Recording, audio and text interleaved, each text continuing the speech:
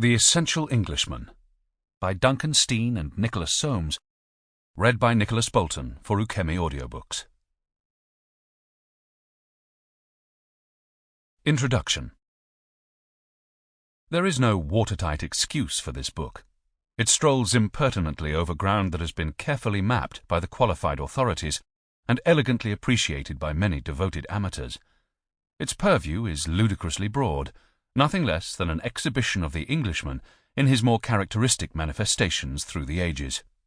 It is also based on an idea that might have seemed stale even 3 generations ago, when, in the last days of a vast and tottering empire, the national character was, rather self-consciously, gathering its forces, like the blind Samson, for its final self-destroying effort.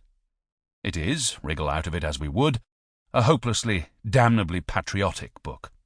However, it is our opinion that the evils of nationalism, cultural hostility, race hatred, and fear of social change are best countered by an open regard for the values of one's own society and a cheerful celebration of its virtues, and on this basis, an honest recognition of its failures and weaknesses.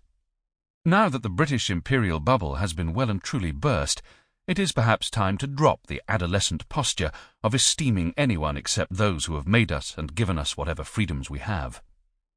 To pretend to appreciate another culture without appreciating one's own implies a psychological dislocation that is even more unhealthy than the doctrine of my country, right or wrong.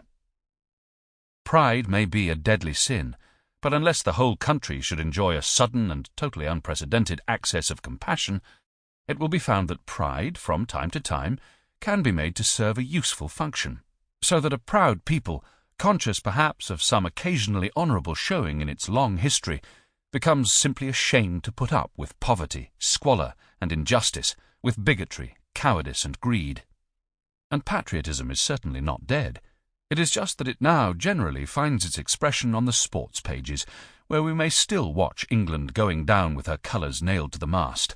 I did my best, but that's cricket, as Frank Bruno said after his attempt at the world heavyweight title. The Essential Englishman is not the eternal Englishman. In every century, he will be found throwing his weight around in quite a different style. The common thread differs from the Russian soul, and the German sense of destiny, and the French esprit. It is instead, perhaps, the English character, not as a fixed attitude, but as a sense of individualism. Someone once said that only in England would John Donne's proposition that no man is an island be counted a paradox. Like all things, however, the Englishman is impermanent. Sample complete. Ready to continue?